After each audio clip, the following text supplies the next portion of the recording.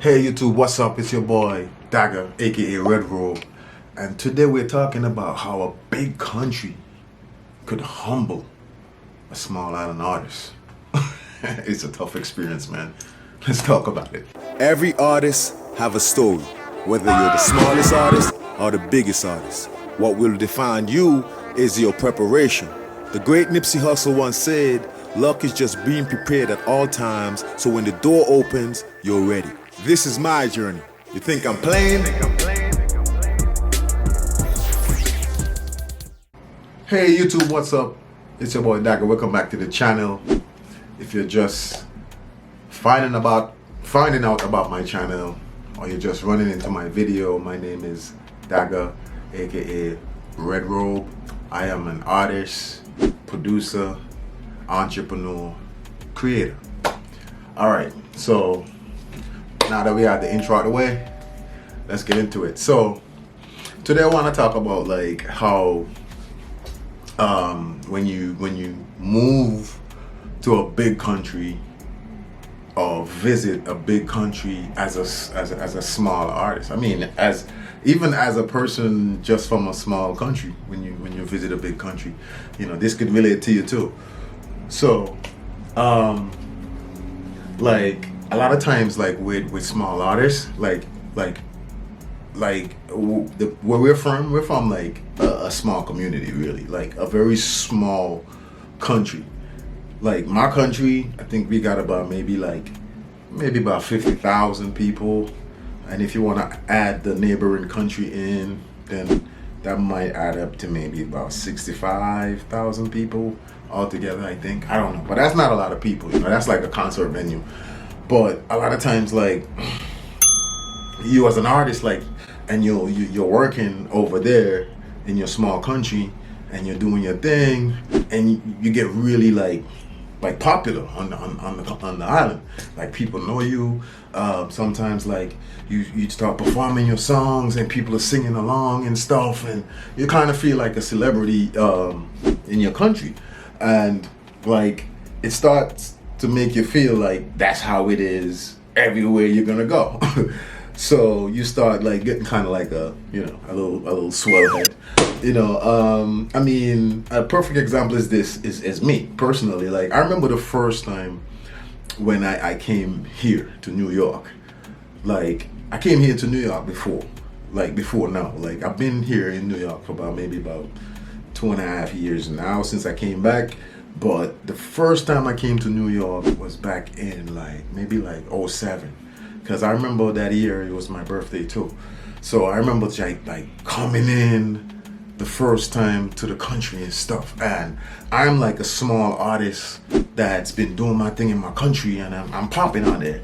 And I remember my friend who had moved here before me, like, I came in, and one of the first experience I had was meeting my aunt. And when I met my aunt, like, I walked up and I had a Corona in my hand, because, you know, in the islands we could actually walk around and drink beer and stuff. And ain't nobody telling us like we can't do that. That's not illegal or nothing. You could probably even drink while you're driving, just don't get drunk behind the wheel. But I had a Corona in my hand, and I walk up to my aunt, man, and I'm full of energy because I just came in, man. I'm fresh. You know what I'm saying? I'm ready to go, man. I got ideas. I got things I want to do. I'm fresh. I come in, I got a Corona in my hand. I got my long button-up sleeve shirt on, and I walk up to my aunt, and I got the Corona. And say, "Oh, what's up, man? Aunt, what's good?" My aunt looked at me with her eyes wide open like, "Are you crazy?" And I was like, "Why?" And she was like, "Dude, throw that beer in the garbage right now." And I was like, "I just bought this beer." She was like, "Dude, I don't care. Throw it in the garbage." So I throw the beer in the garbage, and then I was like, "Wow, what happened?" She was like, "Dude, you could actually get a summons from the police for walking around with a beer or any kind of alcoholic beverage like that. It's against the law." So that was the first thing I learned. Like, it's against the law to walk around with your beer and stuff. Like, you can't do that. That's out. Cops would lock you up for that. So that was the first humbling experience that I got. And then I remember like coming to the crib with my home, where I was staying, where my homeboy was, and he pulled me aside and sit me in a chair. Now he was here before me. He had moved to Queens to go to school. He went to St. John's University, so he was going there, and he was here for quite a while. So he already had the humbling experience and everything. Like everything had already happened to him that had humbled him down to the point where he was at this moment. But I'm fresh out of the islands. I got a lot of energy.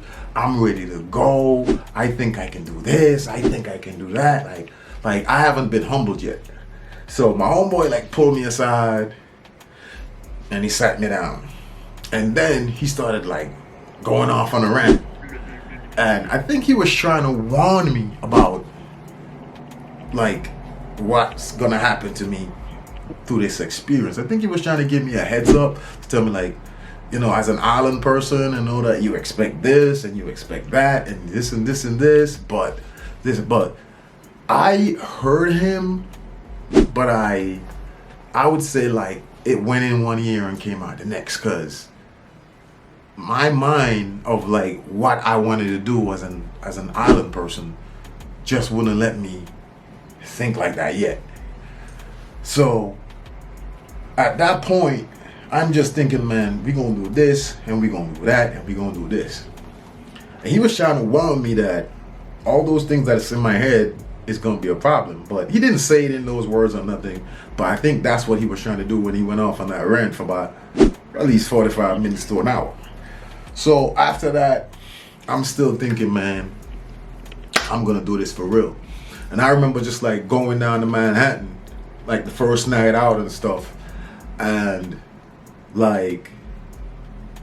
just realizing that things were not gonna be the way that I envisioned it to be. You would go to places and girls wouldn't talk to you. It was not you just go out and you just bam, bam, bam, pull up a chick and what's not. Girls ain't talking to you. You know what I'm saying? Girls ain't talking to you. And I remember just trying to approach somebody, and a dude was like, yo, dude, remember you're a black man in America, man. You can't do that. I'm like, what the hell is this? A black man in America business. But at this time, I was not humbled yet to understand how things are ran in the country. And then when we started doing things as an artist, it almost felt like I wasn't an artist anymore. Huh? It was almost I went from being an artist who was performing on stage and doing shows and taking pictures with people to being just an average guy in the club hoping that a girl gonna talk to him. It's seriously that's the kind of humbling experience that you're gonna get as a small island artist. You're gonna come to a big country and you're gonna think you're the shit from where you're from, and people are gonna talk to you, and all the shit that you've been doing back home gonna translate into the moments that you're gonna have. But you're literally gonna have to go back to zero, nothing, zip. Nobody know you. No matter how much stuff that you did back home, how much people know your songs, you could pull YouTube videos up and show people how much views you got, and that won't matter. That won't matter. It's you're gonna have to build up again and actually prove to a whole new group of people that you're actually who you say you is, and you could actually shine amongst the greats. Another thing is when you're in high school and you might be the fastest person on the track, let's say track and field, you're a track and field runner or something, and you're the fastest person in your high school, and you're tearing everybody up in the high school, and then you finally go to the all high school meets, and then you see some guys and stuff, you're like, damn, ain't no way I can beat that guy. That's kind of how it is when you as a small island artist come to a bigger country. I remember going to showcases and seeing guys going up on stage and just going crazy, tearing down the stage, had everybody going crazy. And I'm like, I gotta go up there and beat that. These people don't even know me, never heard of me, never heard my song or nothing. I mean, I went and do my thing, because, you know what I'm saying, I'm not gonna back down from that. But it was just that type of situation where nobody don't care about all the stuff that you've done in your small island. When you come to these big countries and stuff, it's like fresh beginning. You got to start over, unless you're going amongst a group of people that know you from back home. Because a lot of times, like a lot of us small island artists, we'll say, oh yeah, we're going to New York, or we're going to Miami or something. But it's really just a group of us that live there that's really gonna be at that event, and then we're gonna do our thing. But it's not really like, oh, all the people in Miami, all the people in New York are gonna like come through. It's just a group of us from that specific island. Sometimes, like that specific island, are there at that event. So, as a small island artist, I'm telling you, a big country would humble your little ass, man. That's the best way to say it. Like a big country would humble your little ass. So, as a small island artist, like, you gotta learn that even though everybody know you where you're from, when you go to those big countries like America, USA, China, or whatever, bigger country that you go to, Australia, nobody don't know you unless like you're big in those countries, or you're big in the States. And sometimes if you're big from Jamaica, even a lot of Jamaican artists sometimes, go through a lot of struggle too. Like, even though they're well known in Jamaica, still people don't really know them everywhere else. So yeah, like a big country will humble a small island artist. For real, for real, for real. So that's my little story about being a small island artist coming to a big country and just getting humbled.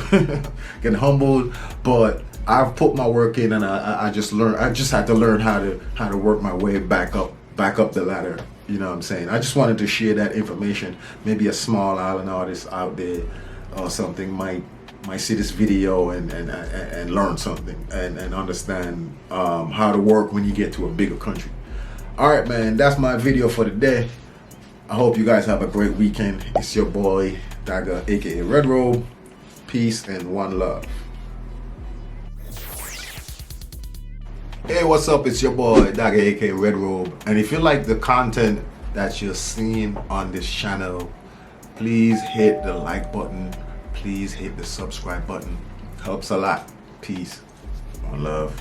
Mr. Boss Man, let's be real. My dad works hard in these cane fields. Kinda sad, you're giving me the same deal. I'm mad, we can't eat the same meals. Are you offended by my